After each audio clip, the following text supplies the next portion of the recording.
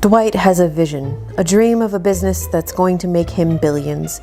A company that sells everything from edible glitter to inflatable sloth floats and sells it cheap. A company that's also a publisher and also a film studio and also a cloud computing subsidiary.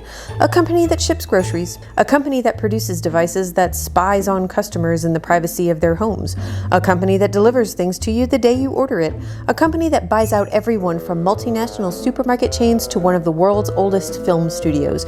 A company that puts the customer first no matter what harm it might do to creators or manufacturers and what's that? The people who actually work for the company? Honestly, who cares about whatever conditions they have to work in? Dwight is going to take over the world, and he's going to start with books. This isn't going to be a video about Amazon as a whole because I'm not Ken Burns, and this isn't a documentary. I want to say up front that yes, I do use Amazon. You might actually notice a dog and a Prime box in the background. And you might also notice that there are links to Amazon in the description of this video, so hypocritical? Yeah, a little bit. I do think that despite its many controversies and issues as a company, Amazon has also done a lot of good, namely allowing people in certain communities that don't have access to really necessary products, access to those products. And that does include books. It's also created a ton of jobs, albeit yes, many of them in absolutely horrific working conditions. And Dwight and the company definitely need to be held accountable for that. But I am not here to judge anyone who uses Amazon or to tell you whether or not you should use it. I don't want to seem fatalist about this, but Amazon's not going anywhere. So rather than talk about why it's terrible, I would prefer to have a discussion about how we use Amazon as readers and as authors, because that's what this channel is about. And this is all part of the bigger series I have been working on. Let's talk about traditional publishing, especially the most recent videos where I talk about the dying midlist, how we can save the midlist, and whether or not it's going to be possible, if it even is possible anymore, to have a career as an author. Not necessarily as a millionaire, not necessarily as a big bestseller, just writing books and building a readership and living off the money you get from that. So if you want to skip around this video, today we're going to be talking about Amazon's effect on traditional publishing, its effect on self-publishing and the pros and cons therein, the value of traditional publishing that I haven't been talking about, and finally why I think it's so important that we don't allow Dwight and all the other billionaires with their hands in all the publishing pots to all but erase the viability of writing books for a living. So why exactly did Dwight choose books to start with? According to Brad Stone's book, The Everything Store, they were pure commodities. A copy of a book in one store was identical to the same book carried in another, so buyers always knew what they were getting. There were two primary distributors of books at the time, Ingram and Baker and Taylor, so a new retailer wouldn't have to approach each of the thousands of book publishers individually.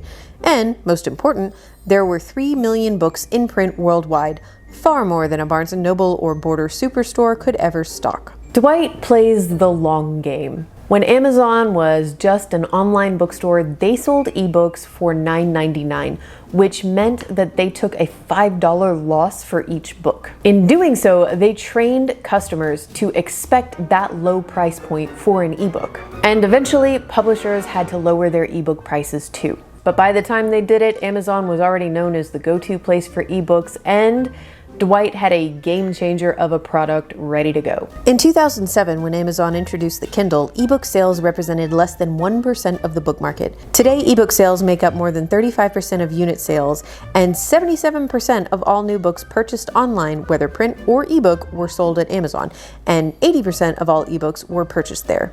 For authors, ebooks presented tremendous new opportunities, such as self-publishing in new markets, but the introduction of the Kindle, along with online physical book buying, also precipitated a devaluation of books overall. From its earliest days, Amazon sold physical books at deep discounts to attract consumers. Along the way, publishers themselves dropped ebook royalty rates to authors from an initial 35 to 50% down to 25% of net receipts. As a result, authors earn far less on ebooks than hardcovers unless they're self-published. And then there's the fact that Amazon owns, I think, 16 book imprints currently.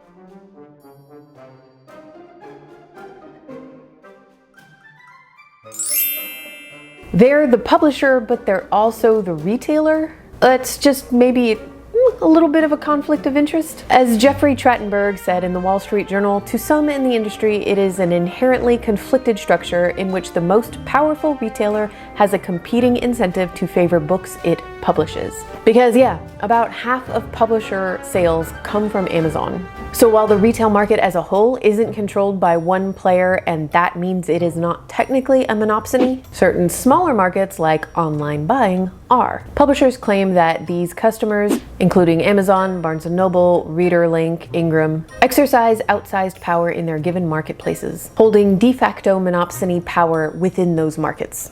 For example, remember back in 2014 when Hachette tried to get a better deal with Amazon, and Amazon responded by delaying orders of their titles, causing many of the titles published within that time frame to just lose their markets right out of the gate? Sounds kind of like a monopsony to me. And here's the thing, if publishers can't negotiate good deals and reasonable profit margins, that results in smaller advances for authors. As Richard Russo puts it, first these companies devalue the content, then get a monopoly on it, and then take more than their fair share. If your work is so devalued that you turn to something else, it's the reader as well as the writer who loses. If the life of the artist continues to be diminished, it has broad implications for the role the arts play in the intellectual and cultural life of the nation. So we talked a lot in my mid-list, saving the mid-list, dying mid-list series about why the mid-list is dying and why publishers just put all of their marketing into a handful of their books per season. Amazon is definitely a massive part of the driving force that is pushing publishers to do this, to chase that elusive, surefire bestseller that's going to keep the lights on. It might be a book by a celebrity, or it might be a first-time author with no sales track record to hold against them. And as for all the rest of us authors, including those who want to make a career out of being an author, well, it just means very little chance of success by any definition. So, traditional publishing is over. It's canceled. Let's just turn to self-publishing because that's where the answers are, right? It is absolutely true that a lot of self-published authors have just found enormous success on that path. Success that they could not have found with traditional publishing. And there are a lot of traditionally published authors who have become disillusioned with the industry and have turned to self-publishing and are finding greater success there than they did with traditional publishing. I am not here to argue that. And I do want to preface all of this by saying, I am very interested in self-publishing. It's not something I have 100% written off for myself in the future. I'm doing a lot of research about it. I follow a lot of YouTubers who are having success with self-publishing. It's very fascinating to me. But while I've done a lot of research for this whole section of this video, and so it's backed up with the best research I could do, I have zero experience here. So this is an invitation to an open conversation about self-publishing in the comments. I would genuinely love to hear your thoughts. If you think I'm getting anything wrong in this section of the video or in this video as a whole, I'm here to listen. I really want to learn more about this. I am not speaking from a position of authority here. My experience is only in traditional publishing, not in self-publishing. So I guess that's my little disclaimer. Starting in 2010, Amazon began paying authors 70% of each sale for self-published books, dramatically more than what authors might get from a traditional publisher. However, that 70%, as opposed to a 35% royalty, was only provided if certain conditions are met, most notably keeping the price between $2.99 and $9.99. So again, the devaluing of the book itself, and I'm not talking about the hardcover or the paperback, that's just cardboard and paper and ink. The value is in the words and the illustration. It's in the art. And we haven't even gotten into Kindle Unlimited, which is a subscription service that allows readers up to 10 ebooks a month. It offers great exposure for authors on Amazon, but if authors choose to take part in it, they must publish exclusively on Amazon. While many authors resent their captive status, they say the publicity and marketing value they receive from Kindle Unlimited makes it worthwhile. But Kindle Unlimited is a very different business model, which can hurt authors, says Sylvia Day. She says there's no ownership conveyed to Kindle Unlimited subscribers, no actual sale of the book. The books are borrowed for what amounts to $1, while the author is paid based on pages read. She has tried to explain to other authors how the system devalues books and limits readership. However, she says many authors who attempted to leave the KU system find that the subscribers who borrow their books in KU will not go on to follow them outside of KU with actual book purchases. And since readers entrenched in other platforms such as Apple Books and Kobo have oftentimes never heard of KU authors due to KU's exclusivity requirement, it's an uphill battle out of obscurity for KU authors to break free and actually sell books. Many authors hope that by selling their book for less through Kindle Unlimited, they'll attract many more readers. Most receive about $1.20 per book if the reader completes it. But authors in the 2018 survey who distributed through Kindle Unlimited reported a lower median book-related income than others, with a median income of $1,280. And again, I want to stop here and point out that my main concern is not, is it possible to publish books anymore, or is it possible to be an author anymore? Obviously it is. And thanks to Amazon, a lot of people who had the traditional publishing path closed to them or just didn't feel as though they could pursue it, this opened a lot of doors. It brought around a lot of opportunities, and I'm not here to knock that at all. I think it's awesome. My concern is whether or not it is going to be possible for anyone via any route to make a career, earn a living off of being an author and writing books. And if those who are choosing the Amazon path and who feel like for the exposure, they need to go with Kindle Unlimited, if they're making a median income of $1,280 a year, well, that tells me that the answer is decidedly no, at least on this path. Lower costs are definitely a clear benefit for consumers. At least that's what the Justice Department has considered when antitrust advocates and other interested parties have questioned Amazon's domination of the book industry. But as prices plunge and subscription book reading grows through Kindle Unlimited, Prime Reading, Scribd, and others, fears rise that ebooks are being increasingly commoditized, where one book might be so easily substituted for another that price becomes the deciding factor for consumers rather than content and quality. I found this interview on Author Media with Lacey Williams, who's a hybrid author. She has published, I think it says, over 50 books. She started out with one of the big five, and now she is a self-published author. And this interview focuses specifically on Kindle Unlimited and how she uses it and the pros and cons. I found it to be extremely informative. It's a podcast with a transcript, so I will link it down below if you want to listen or read it. But I found it super insightful, and I just want to go over a few highlights and just share what I learned. Kindle Unlimited, or KU, is basically the Netflix of books. Books cycle in and out of the Kindle Unlimited lending library, just the same way that movies and shows cycle in and out of Netflix. So readers with a KU subscription might find a book available for download today that won't be available later. Another term that's important to know is Kindle Direct Publishing, or KDP, which is the platform authors use to place their books where readers can find them in Kindle Unlimited. When an author opts in to KDP Select to have their books placed in the Kindle Unlimited lending library, it means they are giving Amazon exclusive rights to have that book on their website only for 90 days from the time they enroll. The book cannot be sold on any other retailer, including the author's own website. A lot of authors don't like this exclusivity. And you know what? That's fine. Obviously, you can self-publish your book on Amazon and not opt into Kindle Unlimited. But it affects your sales rankings, and sales rankings on Amazon are so important. For example, you may have a new book available in the Kindle Unlimited library. If 1,000 readers borrow it on the first day it's available, Amazon will see that as 1,000 sales. As a result, your book will move up in the rankings, placing you higher in the Kindle store. If you publish wide and do not opt into KDP Select, you will have to work much harder to get 1,000 sales than you would to get 1,000 borrows in KU. So the KU borrows are one of the major benefits of opting into the KDP Select. Another advantage is that it counts as a purchase that will get you that bestseller badge. Of the 1,000 sales that got you the #1 bestseller badge in a category, it's possible that 950 of them were free downloads or borrows from the KU program. But Amazon customers don't know that. They just see that your book is a bestseller. But again, even though Amazon counted those as sales and your sales ranking improved, those 1,000 borrowers, they might not read a page. You might make pennies or even nothing. And while reaching thousands of readers certainly qualifies as success, I'm gonna say it one more time, I'm looking for whether or not it's possible to have a career as an author, to financially support yourself writing books. When asked about the cons of Kindle Unlimited, Lacey said the payout for page reads is a big con. If someone borrows my 100-page novella and reads the entire book in Kindle Unlimited, I get paid 46 cents. She goes on to break out what her royalty rate or payout would be for publishing the book on Amazon and not putting it in KU. At the end, she says the payout for the author in Kindle Unlimited can be a lot lower, but you really have to balance the payout with the visibility.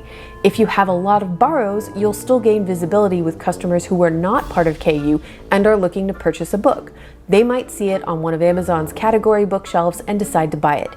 If you didn't have the visibility, they might never see it in the first place. It's a balancing act. I completely understand what she's saying, and I can see why a self-published author would opt in to do Kindle Unlimited. But oh man, for the visibility, that sounds a whole lot like do it for the exposure, which is my most hated phrase as a freelancer of all time.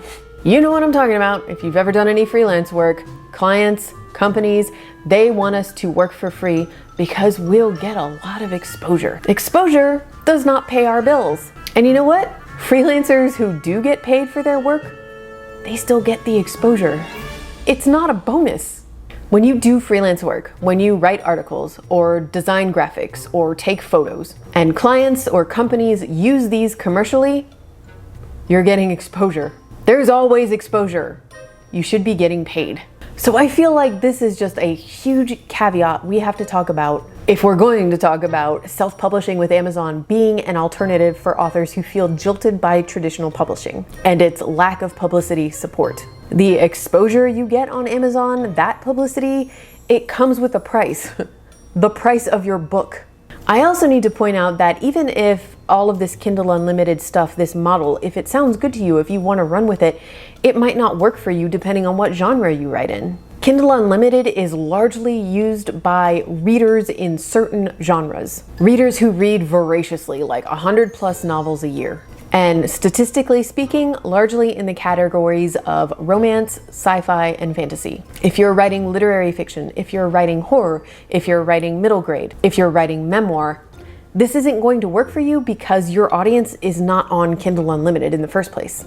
So this isn't an option for all authors. And to me, honestly, it all just feels like Amazon handing authors an opportunity with one hand and then reaching around and taking their wallets out of their back pocket with the other hand. Again, I want to say I know there are authors out there who have seen huge success in this, but, well, that median income of $1,280 kind of speaks for itself. The potential is there. I think there's a lot of cool things to say about Kindle Unlimited and also Vella, which is a new serial fiction platform that Amazon just launched. I'll link to that in the description below as well. It does offer opportunities, and Amazon is here to stay. This stuff isn't going anywhere. This is the direction we're heading in. I just want to find a way to stop books from being devalued down to pennies and therefore eliminate the possibility of having a career as an author. Lacey says in the interview that she wishes she had done Kindle Unlimited sooner because she started making a lot more money. She just dragged her feet because she didn't want her stuff to be exclusive with Amazon.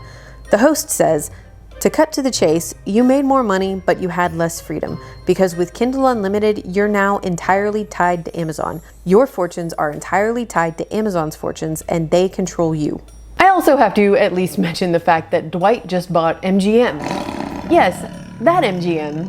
And Brad Stone, author of The Everything Store, shared a little snippet from his latest book that gives us a little insight into how Dwight thinks about storytelling. For the gentle folks at MGM, here are Dwight's 12 ingredients for every epic story from the Hollywood chapter of Amazon Unbound. A heroic protagonist who experiences growth and change. A compelling antagonist. Wish fulfillment, e.g. the protagonist has hidden abilities such as superpowers or magic. Moral choices. Diverse world building, meaning different geographic landscapes. Urgency to watch next episode. Cliffhangers. Civilization high stakes, a global threat to humanity like an alien invasion or a devastating pandemic.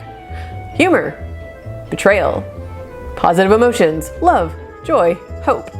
Negative emotions, loss, sorrow. Violence. I mean, look, I love a lot of books and shows and movies that have these ingredients, but y'all, Dwight is taking control of our books and our TV shows and our movies. He's taking control of our stories. And this just, personal opinion, I don't feel any better or worse about the self-publishing path that Dwight has offered authors in comparison with how I feel about signing a contract with a traditional publisher who may or may not give me marketing support. It's all just kind of... Actually, you know what? No, it's not true. I do know what my choice would be. Again, totally personal call, but right now I'm still on the traditional publishing path. Because something I feel like I have neglected to talk about is what you get when you publish with a traditional publisher, because I've been so focused on what you don't get and you should get when you publish with a traditional publisher. And look, every author, every book, with every publishing house deserves at least some level of marketing and publicity. I will die on that hill. But, and I take the blame for this because this is the way I've been talking about it, it's not as simple as, oh, publishers aren't marketing most of their authors anymore, so better find another path. There's a whole lot more to it than that. There's a lot of value that publishers offer. Like what, you ask? Well, for starters, every single one of these books has been diligently worked on by at least one, if not two or more editors, 3 to 4 copy editors and proofreaders, production editors, managing editors, designers, illustrators, voice actors, audiobook producers. The number of talented professionals that have worked on my books just blows my mind. Every single one of these books has a team of incredibly skilled people behind it, and there is absolutely no way I could ever come close to hiring a team like that on my own with my own resources. The packaging, the cover, the interior design, the illustrations, and of course, all of the editorial work on every level that went into making my drafts and my story as good as they could possibly be, that's beyond valuable to me. And at this point, yes, even without the marketing and publicity support I would like, this is what makes pursuing traditional publishing worth it to me. Again, doesn't excuse the fact that the vast majority of authors with these houses just do not get much publicity or marketing support at all. I really do believe that that should be part of the deal. But my point is, marketing support or lack thereof, it's not the only difference between the traditional publishing route and the self-publishing route. It would also be really disingenuous of me to say that no one on any marketing team or publicity team or sales team at any of my publishers ever did anything for my books, because they definitely did. Do I regularly get trade reviews in Kirkus and Publishers Weekly and School Library Journal? Yes. When the 4th book in my first series popped up on Amazon for free, like the paperback was $0 and you could order it for $0, did someone on Penguin's marketing team get it fixed within 24 hours? Yup. Have my books all shown up on shelves at Barnes & Noble and indie bookstores? Yes. Do I have some books with classroom editions that teachers get along with educators' guides for them to use in the classroom that my publishers produce at no charge to me? Yes. And all of that is something I never would have been able to do on my own. I couldn't have done it myself, and I certainly could have afforded to hire all of the experts that would have been needed to do it for me. These are all the reasons that I continue to choose this traditional publishing path. But can I make a living off it? I'm currently making a living off writing books, and I have been for the last almost 3 years because I do a ton of ghostwriting. And that is something I think only a fraction of authors are really actually interested in doing. It's writing books, but it's writing other people's books. It's not writing my books, so it's a supplement. Am I living off of writing my own books? No. Now, like I said earlier, are there authors out there who are making a living off their own books through the self-publishing path? Absolutely, yes. I follow a few of them here on YouTube, and I love listening to their process and hearing them talk about their strategies and how they manage to make it work. It's possible, just like it's possible to have a career as a traditionally published author. It's just that in either case, the chances are kind of slim. When I spoke to Andrew, my marketing publicity sales expert that I mentioned in past videos, he pointed out that successful self-published authors are Amazon experts. They have figured out how to make that system work for them, and props. Rapid release is a specific strategy that a lot of really successful self-published authors use, and I'm gonna link to some resources that will explain it better in the comments or in the description below, because even though I've done my research, this is not something I have tried for myself, and my knowledge is only surface level, and I don't want to explain it wrong. But it's basically, you're putting books out real fast. And look, if you're a fast writer and you write within those genres that we talked about earlier, this is a great option for you. But I mean, there are so many authors and aspiring authors out there who simply cannot write multiple books a year, much less multiple books a month. And that's not including all of the marketing and publicity and design and all that stuff that they would either have to do themselves or hire someone to do for them. It's simply not an option for every author, and it shouldn't be a prerequisite for being a full-time author, because it excludes so many people who are not financially, mentally, emotionally, and or physically able to do all of that stuff. Yet, they are able to write great books. But because of their circumstances, having a career as an author is an opportunity that's all but closed to them. The self-publishing path is closed because either they don't write in a genre that will really find its audience on Amazon, because they can't keep up with the hustle required to really make it work and earn a living, and or because they don't have the resources to take care of all the non-writing components of successfully launching a book. And the traditional publishing path is closed due to these ever decreasing advances and diminishing marketing and publicity support. In other words, it will only be possible to have a career as an author if you are super privileged. And I kind of feel pretty strongly that if we're careening towards only super privileged people can make a living as an artist, we're in some serious trouble. And that's what all of this comes down to for me. That's why I kept talking about not just being an author, not just publishing books, but earning a living as an author. Publishing houses talk a lot of big talk about diversity and lifting up marginalized voices. And in some cases, they do put their money where their mouth is, in others, not so much. But overall, it seems to me that we are heading down a path where, generally speaking, with the exception of very few breakouts, having a career as an author is only going to be possible for people with enough privilege that they don't actually need to earn a living off the books they write to begin with. And speaking of money, and speaking of careers, and speaking of privilege, we need to talk about what these publishing houses are paying their workers. Not just the authors, I mean the editors and those marketing folks and sales and publicity, the gatekeepers that we rant and rave about because they're keeping authors down. Well, I did some research on that. I have some stats, and I'm mad. Let's talk about it next week.